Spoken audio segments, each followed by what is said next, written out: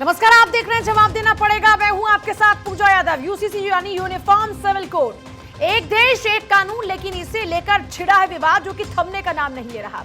एक तरफ जहां इसे लाने की कवायद जारी है, 22वें विधि आयोग ने समान नागरिक संहिता पर आम जनता से विचार विमर्श की प्रक्रिया शुरू कर दी। आयोग ने जनता, सार्वजनिक संस्थान और धार्मिक संस्थानों और यहां तक कि संगठनों के प्रतिनिधियों से भी 1 महीने के भीतर इस मुद्दे पर राय मांगी, जिसके बाद देश की सियासत में हलचल होने लगी है, जिसका असर अभी से देखने को मिल रहा है। समाजवादी पार्टी के 2 सांसद शफीकुर रहमान बर्क और एसटी हसन के यूसीसी को लेकर ऐतराज जताने के बाद में हो सकता है कि आने वाले दिनों में ऐसे ही कई और भी नेताओं के बयान हो, जिसमें साफ तौर पर नजर आए कि वो भी इसकी मुखालफत करते हैं। लेकिन सवाल यह है कि क्या यूसीसी और इसका विरोध, ये दोनों बातें क्या जायज हैं? इस पूरे मुद्दे पर हम चर्चा करेंगे, क्योंकि देखिए, अगर यूनिफॉर्म सिविल कोड की बात की जा रही है, यानी एक देश और एक कानून की अगर बात की जा रही है, तो किसी को इस पर आपत्ति क्यों है, और आपत्ति है तो वो आपत्ति है क्या? रिपोर्ट के जरिए पहले देखिए, इसके बाद करेंगे चर्चा।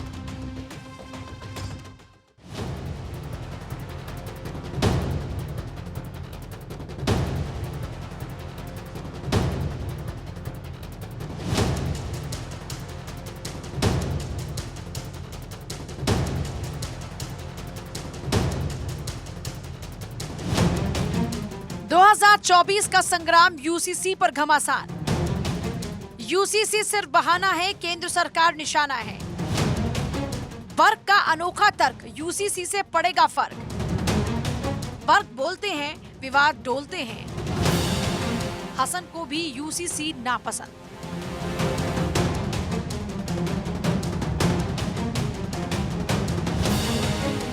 समाजवादी पार्टी के एक नहीं बल्कि 2 सीनियर लीडर्स को यूसीसी से ऐतराज है। यूसीसी पर सवाल उठाते हुए सरकार पर निशाना साधा है और यूपी के संभल से सांसद शफीकुर रहमान बर्क एक बार फिर इसके बाद चर्चाओं में आ गए। सपा सांसद ने यूनिफॉर्म सिविल कोड को लेकर एक बार फिर से सवाल उठाए और विधि आयोग के धार्मिक संगठनों से रिपोर्ट मांगने पर उन्होंने अपना ऐतराज जताया। सांसद ने यूनिफॉर्म सिविल कोड को रिजेक्ट करने का ऐलान किया और कहा कि हर किसी की अलग पॉलिसी से सामाजिक ढांचा बिगड़ा हुआ नहीं है। सिर्फ इस बार बीजेपी सरकार को ऐतराज है। सरकार की पॉलिसी हिंदू मुस्लिम की पॉलिसी है, नफरत की पॉलिसी है। इसकी वजह से देश का ढांचा बिगड़ा है। सरकार ने देश को नफरत की आग में झोंक दिया है। ये कोई सियासत का मसला नहीं है, जो इसको सियासत का मसला बनाकर थोपना चाहते हैं। इससे हालात खराब होंगे, बिगड़ेंगे। ये लागू करना चाहते हैं, लेकिन मेरा ये मशवरा है कि वो इसको लागू ना करें, देश को संभालें। जो देश बुरी हालत में है, जगह जगह तशद्दुद, मणिपुर में क्या हाल है और जगह क्या हाल है, सारे मुल्क के बिल्कुल हालात ख़राब है। हालात को ठीक करने की कोशिश करें। इतना ही नहीं, बर्क के सुर में सुर मिलाते हुए मुरादाबाद से सांसद एसटी हसन ने भी यूसीसी का विरोध किया। हसन के मुताबिक शरीयत के कानून हम अपने ऊपर लागू कर रहे हैं, तो किसी दूसरे को तकलीफ क्यों? अंबेडकर साहब ने जिसके अंदर ये लिखा है कि हर इंसान को अपने मजहब को फ्रीली फॉलो करने की इजाज़त होगी और अपने धर्म को प्रमोट करने की भी इजाज़त होगी। ये संविधान में लिखा हुआ है। हम शरीयत के कानून अगर हम अपने ऊपर कुछ लागू कर रहे हैं, तो किसी दूसरे को तकलीफ क्यों है? एक देश एक कानून सरकार के लिए एक चुनौती बना हुआ है। ऐसे में ये विरोध जहां कानून बनाने में अड़चन पैदा कर रहा है, तो वहीं कई सवाल भी उठा रहा है। एक देश एक कानून बनने से किसी व्यक्ति विशेष या धर्म विशेष को क्या परेशानी हो सकती है? फिलहाल विधि आयोग को लोगों की राय का इंतजार है। Bureau report, Bharat 24। और देखिए, चर्चा की शुरुआत करते हैं। सवाल ये है कि क्यों विरोध? तब एक देश एक कानून की बात हो रही है, तो बाकायदा उसके लिए पहले लोगों के अब क्या कुछ अपने सोच विचार हैं, उनके अपने वक्तव्य क्या हैं, वो एकत्रित किए जा रहे हैं। उसके आधार पर आगे कोई भी फैसला लिया जाएगा। फिर अपनी अपनी इस तरीके से बात रखने का क्या तात्पर्य है, जिसमें आप बिल्कुल सीधे अपनी मुखालफत पर उतर आए? एसएन सिंह साहब, प्रवक्ता बीजेपी, हमारे साथ में रहेंगे। अजय अरोड़ा, नेता कांग्रेस, हमारे साथ में। राहुल लाल, वरिष्ठ पत्रकार। संजय राणा, राजनीतिक विश्लेषक के तौर पर हमारे साथ में। दीपा शर्मा, धर्मगुरु, और मुमताज हमारे साथ में है, मुस्लिम स्कॉलर। सभी का एक बार स्वागत है। एसएन सिंह साहब, आपके साथ शुरुआत करते हुए, बार बार ये कहा जा रहा है कि ये भारतीय जनता पार्टी का अपना एजेंडा है 2024 के लिए हिंदू मुस्लिम करना, जिस वजह से कभी राम मंदिर का जिक्र करते हैं तो कभी यूसीसी का। देखिए, भारतीय जनता पार्टी जो कहती है वो करती है। भारतीय जनता पार्टी आज से तो कह नहीं रही, और मैं तो कह रहा हूँ जो विधि सम्मत है, जो संविधान सम्मत है, जो संविधान में लिखा है और जिसकी आवश्यकता है और जो सबके लिए बराबर है, अगर ये तीन चीज किसी चीज में है तो मुझे नहीं लगता उस पर किसी को आपत्ति होनी चाहिए। और मैं कह रहा हूँ, आप किस बात की मांग कर रहे हैं भैया? क्या देश में आधा चीज संविधान से चलेगा, आधा चीज शरीयत से चलेगा? अगर कोई कहता है कि जो वर्शिप एक्ट है उसको न लागू किया जाए, तो आप कहते हैं कि नहीं देश संविधान से चलेगा।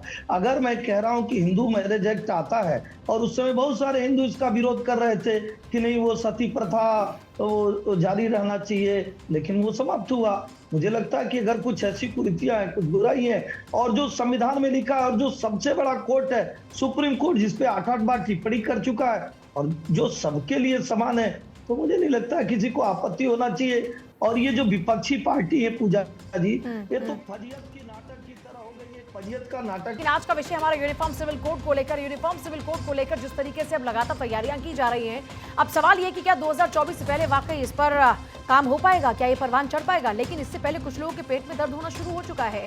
अब सवाल वही है कि संविधान से देश चलेगा या फिर लोगों की अपनी मनमर्जियों से। चर्चा के लिए एसएन सिंह साहब प्रवक्ता बीजेपी, अजय अरोड़ा नेता कांग्रेस, राहुल लाल वरिष्ठ पत्रकार हमारे साथ में, संजय राणा राजनीति विश्लेषक के तौर पर हमारे साथ में, दीपा शर्मा धर्मगुरु इस वक्त हमारे साथ में, मुमताज जी हमारे साथ में, मुस्लिम स्कॉलर, सभी का स्वागत है। एसएन सिंह साहब से हमारी पहले बात हो गई थी। अजय अरोड़ा, आपका स्टैंड क्या है? हमारा स्टैंड बिल्कुल क्लियर है।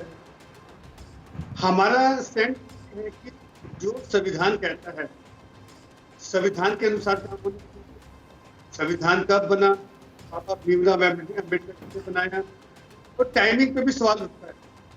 2018 में भी नीचे आया था। थोड़ी आवाज बढ़ाइएगा इनकी। आवाज नहीं आ रही? आ रही है आपकी आवाज, आप बोलिएगा।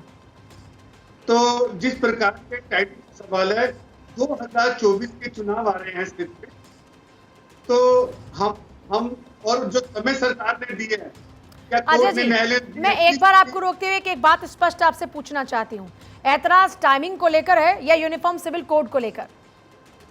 देखिए, हमारा टाइमिंग को लेकर यूनिफॉर्म सिविल कोड से कोई ऐतराज नहीं है, ये आना चाहिए। मैं आपकी बात का उत्तर दे रहा हूँ। हाँ। मैं कह रहा हूँ कि 2018 में भी सर्वे हुआ था, रोक दिया गया, क्यों 2021? तो मेरा मानना ये है कि यूनिफॉर्म सिविल कोड जिस प्रकार से प्रधानमंत्री, देश के प्रधानमंत्री हमारे देश की सरकार चाहती है, और मैं तो कहता हूँ कि सभी धर्मों को समान अधिकार मिलना चाहिए, और 30 दिन का समय जो मिला है, उस सबके बयान लेने के बाद, सबकी राय लेने के बाद तो फैसला होना चाहिए। तो वही तो विधि आयोग कर रहा है ना फिलहाल, विधि आयोग वही तो कर रहा है ना। विधि आयोग कर रहा है, लेकिन सबके सुझाव आ जाए, सबके सुझाव आ जाए। मुझे लगता नहीं है कि सबके सुझाव पॉजिटिव आएंगे, मुझे लगता नहीं है। जिस प्रकार से आवाजें आ रही हैं, तो ये दिक्कत आने वाली है। तो दिक्कत किसको आने वाली है, आपको ये भी पता होगा। हम समय की समीक्षा करते हैं, हमें किसी धर्म जवाब दीजिएगा इस बात का। एसएन सिंह साहब ये कह रहे हैं कि साहब दिक्कत आपकी नीयत से है, इनको आपकी टाइमिंग से प्रॉब्लम है, यूनिफॉर्म सिविल कोड से कोई एतराज नहीं है। जल्दी से सर। भारतीय जनता पार्टी पूजा यादव जी जब से जो है फाउंडेशन डे से उसका एजेंडा क्लियर था, और वो हर समय इस बात को कहती थी कि देश में एक विधान, एक प्रधान और एक संविधान होना चाहिए। फिर टाइमिंग की कहाँ से बात आ गई? दूसरी बात, इन्होंने कहा कि अभी 2016 में अगर हाई कोर्ट किसी चीज को मना कर देता है तो आप सुप्रीम कोर्ट नहीं जाते। बार बार वही विधि आयोग, अगर विधि आयोग में कोई एक जज किसी चीज को नहीं मानता है और 3-1 से निर्णय आता है तो क्या उसको नहीं मानते? आप अपनी चीजों को स्पष्ट नहीं कर पाते। पूजा जी, लास्ट में मैं यही कहूंगा, ये पूरा विपक्ष एक फजियत की नाटक की तरह हो गया, जिसमें जो फजियत नाम का पात्र है उसको पता ही नहीं था कि शोर मचाना किस लिए, बस शोर मचाना है। चाहे यूसीसी पे शोर मचा ले, तिरंगा यात्रा पे शोर मचा ले, योगा दिवस पे शोर मचा ले। पूजा जी, और मुद्दे हमारे पास कितने हैं? किस प्रकार से मणिपुर चल रहा है, प्रधानमंत्री क्यों नहीं बोलते? कितनी महंगाई पर चर्चा क्यों नहीं होती? अरे आपके समय में पंजाब नहीं जला, आपके समय पंजाब नहीं जला, आपके समय में लेकिन अरोड़ा साहब एक बात है यहाँ पर सर, एक बात है, मैं चलिए आपके पास राहुल लाल, चर्चा करिए। ये जो बात अरोड़ा साहब कह रहे हैं कि देश में और भी बहुत सारे मुद्दे हैं, देश में तो मुद्दे ये हमेशा से रहे हैं, जिस महंगाई, गरीबी, बेरोजगारी की बात हो रही है, आज 70 साल से ज्यादा, 75 साल बल्कि आजादी को मरे हो चुके हैं, लेकिन आज भी राजनीतिक तौर पर वही मुद्दे हैं। लेकिन जो अहम कानून हैं वो तो हमेशा बनते रहे ना, तो फिर इस पर क्यों एतराज है? उन विषयों पर भी बात होती है, उन पर भी होनी चाहिए, लेकिन इसके तहत बाकी और विषयों को पीछे छोड़ दिया जाए, ये तो बात जायज नहीं हुई ना। देखिए, हम जो सरकार कहती अरोड़ा है, साहब, मैं आती हूँ, जरा एक बार पहले सब लोगों को शामिल कर लूँ, फिर मैं आपके पास आती हूँ। हाँ, निर्माताओं की क्या इच्छा थी, उन्होंने एक तरह से इसको संविधान के भाग 4 के अनुच्छेद 44 में रखा था, यानी कि भविष्य में जब इसके लायक परिस्थितियां होंगी तब यूसीसी आप लागू कीजिएगा। कोई फंडामेंटल राइट पे इसे लागू नहीं किया था। तो अगर सरकार को यूसीसी रियल में लागू करना है, सरकार कहती है कि एक देश एक नियम एक कानून, भाई एक देश तो आप केंद्रीय स्तर पे लाइए, फिर कभी आपके उत्तराखंड में कोई पॉलिसी अलग बन रही होती है, अलग अलग राज्यों ने अलग अलग कमेटियां बैठा के रखी हुई है। तो देखिए जो इनके पूरे कार्यशैली है, पूरा तरीका है, उत्तराखंड में तो जनसंख्या नियंत्रण को भी जो है कि यूसीसी में जोड़ने की पूरी तैयारी है।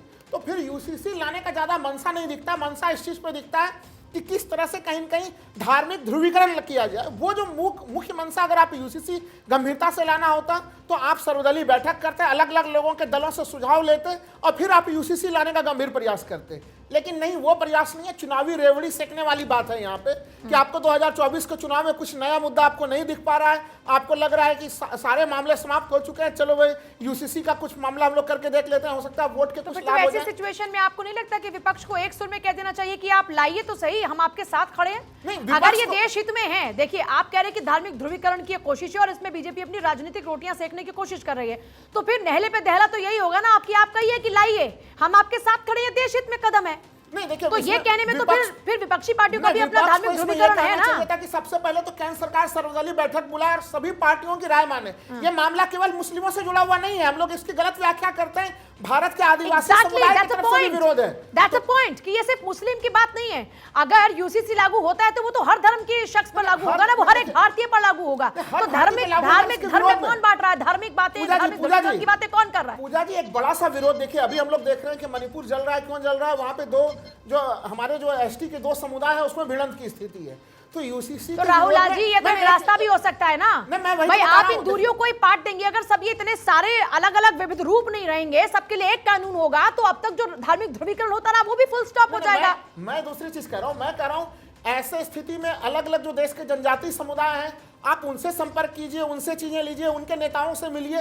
तो ये जो काम होना चाहिए, जिस तरीके से सरकार को बड़े पैमाने पर करने की जरूरत थी और इसके लिए एक राय बनाने की जो जरूरत थी, वो राय बनाते हुए हमें केंद्र सरकार नजर नहीं आ रही है। संजय राणा ये कह रहे हैं कि सरकार संजीदा नहीं है, सरकार सिर्फ अपने जो वोटों का ध्रुवीकरण है उस पर फोकस करे। उनको पता है कि अभी इतने सारे विषय हम घिरेंगे तो आप यूसीसी लेकर आ जाओ। ये ऐसे जिन हैं जिनको बोतलें बंद करके रखते हैं, जब जरूरत पड़ देती है निकाल देते हैं बाहर, कभी हिजाब, कभी यूसीसी, और ऐसे अपनी राजनीतिक रोटियां पॉलिटिकल पार्टी सेक रही है। पूजा जी, गुड आफ्टरनून फैलो पे। देखिए, ऐसा कि यूसीसी कोई अगर जो सजेशन मांगे गए हैं, कोई सरकार नहीं मांगे, लॉ कमीशन ने मांगा, 22nd लॉ कमीशन ने मांगा।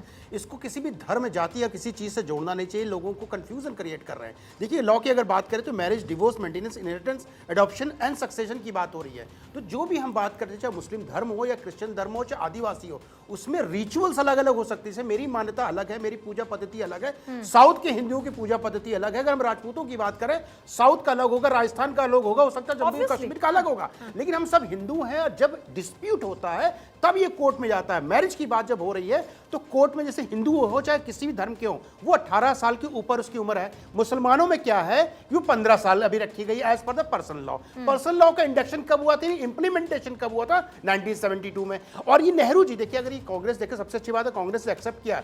नेहरू जी खुद चाहते थे 48 से लेकर 51 तक, 51 से लेकर 54 तक नेहरू जी और बाबा साहब भीमराव अम्बेडकर दोनों चाहते थे इसका इंप्लीमेंटेशन हो। तो इंप्लीमेंटेशन अगर सबके लिए होता है तो बहुत जरूरी है, कोई इसमें नुकसान नहीं है। अगर कोई बोलता है कि मेरी धार्मिक आस्था या मेरी धार्मिक पद्धति इससे आहत होती है, तो बिल्कुल आहत नहीं होती है। रिचुअल्स एंड लॉ दो अलग अलग चीजें हैं, तो इसको मिक्स करने की जरूरत नहीं है। देखिए यहाँ पे इन्होंने बड़े आसानी से कह दिया। मैं कह रहा हूं कि इसको लेके जो विरोध के स्वर है, अब मान लीजिए अभी झारखंड में आप देखिए, वहां पे सरना को लेके कितना बड़ा सा मामला बना पड़ा हुआ है। जनजाति समुदाय अलग पूरे मामले को उठा रहा है। दूसरी चीज, नेहरू जी को और अंबेडकर जी को गलत ढंग से कोट किया गया। नेहरू जी ने क्या कहा? एक सेकंड दीपा शर्मा, क्या आप लोगों को एक सेकंड से, जल्दी से, मेरे पास वक्त थोड़ा सा कम है। दीपा शर्मा, क्या इस पर कोई एतराज है? हिंदुओं को, हिंदू धर्म गुरुओं को इस पर कोई एतराज है कि एक संविधान, एक कानून होना चाहिए हर भारतीय के लिए?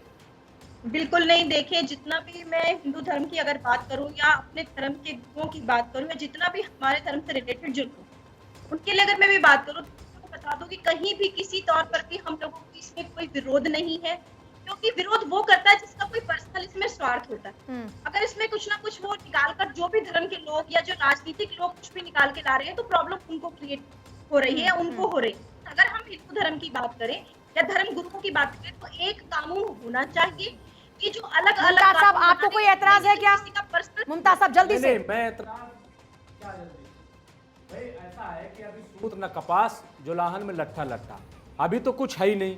जब कुछ सामने आएगा, एतराज है कि नहीं? हाँ या ना, जल्दी से, मेरे पास वक्त नहीं है। क्या हाँ ना? आपको एतराज है यूसीसी पर यूनिफॉर्म सिविल कोड होना चाहिए कि नहीं होना चाहिए? आप बताइए क्या खाका पेश किया गया है? चलिए फिर से अपनी चर्चा पर वापस लौट रहे हैं। विषय यूनिफॉर्म सिविल कोड है और मुमताज साहब आप पूछ रहे कि खाका तो पहले पेश हो। पहले चलिए, खाके का आप इंतजार कर रहे हैं, लेकिन ये तो बताइए कि विवाह, तलाक, बच्चा गोद लेना, संपत्ति के बंटवारे जैसे विषयों पर एक कानून होना चाहिए कि नहीं? जिस खाके का बेसब्री से इंतजार है, पहले ये तो बताइए कि इन विषयों पर आप चाहते हैं कि एक कानून होना चाहिए एक देश में? देखिए, ऐसा है, अभी all India Muslim personal law board ने इस पे बाकायदा जो है एक बयान जारी किया है और जारी करने के बाद ये कहा है कि हम अपने वकला से और तमाम जो माहिरीन हैं उनसे हम बात कर रहे हैं, तमाम तंजीमें जो हैं उनसे बात कर रहे हैं। चूँकि 30 दिन का वक्त दिया गया मैडम, तो इसलिए कम से कम 30 दिन तक तो सब्र करना चाहिए। ये जो बीजेपी इतनी तावली हो रही है, उसको लग रहा है कि शायद 2024 इसी से जीत लेंगे, लेकिन कर्नाटक से पहले भी ऐलान किया था इन्होंने कि हम यूसीसी लाएंगे। क्या हुआ वहाँ पे उससे पहले? तो इसलिए मुझे लग रहा है कि इसके भरोसे बीजेपी को नहीं रहना चाहिए। दूसरी चीज़ मैं ये कह रहा हूँ कि आप मणिपुर नहीं बचाओगे लेकिन यूसीसी लाओगे, नौजवानों को रोजगार नहीं दोगे लेकिन यूसीसी लाओगे, महिलाओं की सुरक्षा नहीं करोगे लेकिन यूसीसी लाओगे, अडानी पर कोई जवाब नहीं दोगे यूसीसी लाओगे, पुलवामा पर जवाब नहीं दोगे यूसीसी लाओगे, और फिर कहोगे कि हम जो है बड़ा अच्छा काम कर रहे हैं। अगर इतना ही इंपॉर्टेंट था मैडम तो आप बताइए, अगर इतना इंपॉर्टेंट था तो आपकी 9 साल की सरकार हो चुकी है, ये काम आपने पहले क्यों नहीं किया? ये काम तो पहले करना चाहिए। नंबर 2, एक मिनट, इससे पहले 3 साल तक जद्दोजहद हुई इस पे, ये कोई पहली बार मशवरा नहीं मांगा गया। इससे पहले जो लॉ कमीशन था, 21वां लॉ कमीशन, उसने भी 3 साल तक जद्दोजहद की निकला क्या? खोदा पहाड़ चुइया भी नहीं निकली। तो इसलिए इतने उतावले हो रहे हो कि मतलब मैं बहुत बड़ा काम करने जा रहा हूँ। रोजगार पे भी असर पड़ेगा। और 9 साल में हमने 370 समाप्त किया। 9 साल में हमने भाईचारे हमारी आर्थिक स्थिति कहाँ पहुंच गई आप बताइए? हमारे आस्था का आपने अगर नहीं आपने एक सेकंड, मुमताज साहब, आप ये सारे सवाल पूछिए, मुमताज साहब ये सारे सवाल पूछिए, पर मेरे सवाल का जवाब तो आप गोलमोल कर गए। मैंने बड़ा क्लियरली आपसे एक सवाल पूछा, एक भारतीय होने के नाते मैं आपसे पूछ रही हूँ, मैं हिंदू मुस्लिम सिख ईसाई की बात नहीं कर रही, मैं एज एन इंडियन आपसे पूछ रही हूँ, एक भारतीय होने के नाते क्या सबके लिए कानून होना चाहिए, हाँ या ना? सुनिए, मुस्लिम लॉ बोर्ड क्या कहता है, मैं उसमें नहीं जा रही। सुनिए पहले, मुस्लिम लॉ बोर्ड क्या कहता है, डिस्कस कर लेते हैं। आप बताइए, मुमताज जी, आर्टिकल की बात आपने कर दी है, तो आर्टिकल 25, 29 पे भी डिस्कस कर लेते हैं। ये बताइए 25 में क्या लिखा है? क्या लिखा है आर्टिकल 25 में? नहीं, आर्टिकल 25 का आपने हवाला दिया है, बताइए। नहीं, ये बताइए आर्टिकल 25 में क्या लिखा है? ये लिखा है, क्या लिखा है? एक सेकंड, आर्टिकल 25 क्या कहता है? एक सेकंड मुमताज साहब, क्या कहता है आर्टिकल 25? अरे एक सेकंड, आर्टिकल 25 क्या कहता है? कि आपको अपनी धार्मिक आजादी, धार्मिक स्वतंत्रता है, राइट? धार्मिक स्वतंत्रता क्या होती है? कि आप 4 शादियां करें, क्या ये धार्मिक स्वतंत्रता है? या फिर आप अपने धर्म को माने, आपको इतनी दफा की नमाज अदा करनी है, आपको रोजा रखना है, आपको ईद मनानी है, आपको जो करना है वो आप कीजिए। तो क्या 4 शादी को आप धार्मिक स्वतंत्रता मानते हैं क्या? साहब क्या कहते हैं? मैंने आपने आर्टिकल का अपना हवाला दिया, आर्टिकल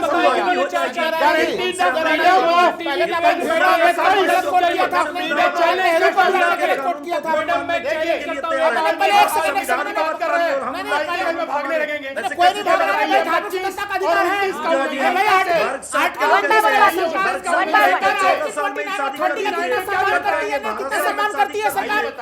अल्पसंख्यकों के बजट को घटा दे रहे हैं। दीपा शर्मा, एक सेकंड, दीपा शर्मा,